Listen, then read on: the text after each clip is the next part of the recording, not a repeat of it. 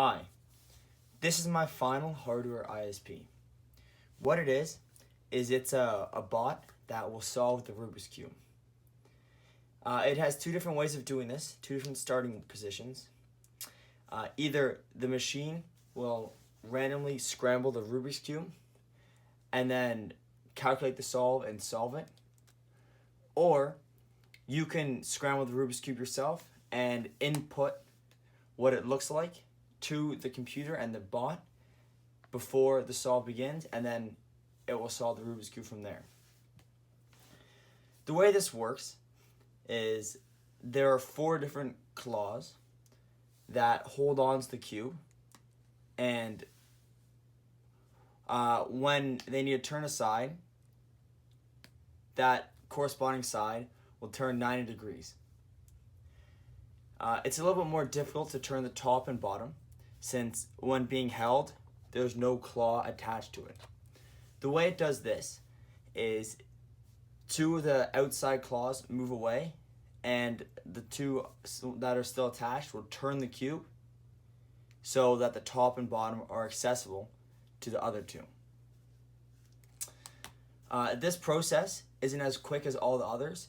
However, it looks quite appealing, I think, and it works very consistently and very well. This takes 8 motors to work. It has 4 to move the motors towards and away to reset the claws after a turn, or to move them away so the cube can be turned. And then it has 4 that have the claws attached that actually do the Rubik's Cube turning.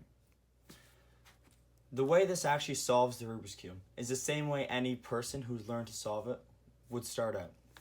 What it does is it first solves a yellow cross on top, then it puts in the 4 corners. Next, it puts in the edges here. That will finish the first 2 layers. Then it will flip the cube, and it will solve a white cross, finish all the corners, and then it will solve these edges so they all line up and turn the cube, and it will have a finished cube.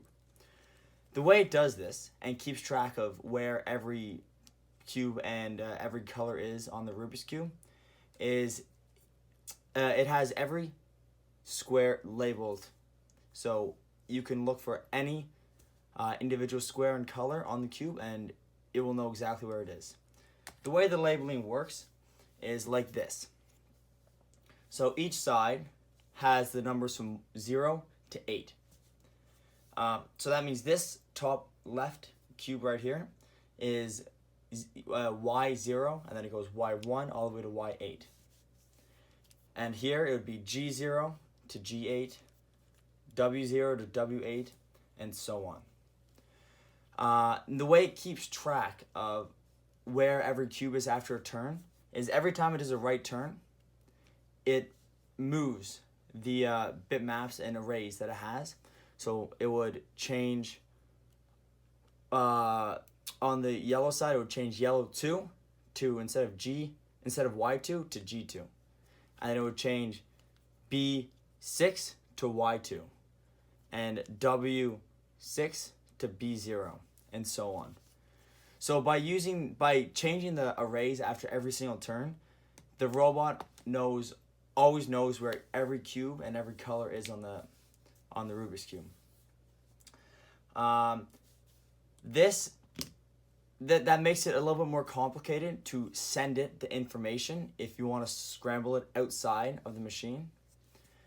This is because the way it works in the demonstration that I've shown that I will show is that you just put in the color and you don't tell it which yellow corner it is or which yellow edge it is. So it has to do some calculations to figure out which is which one.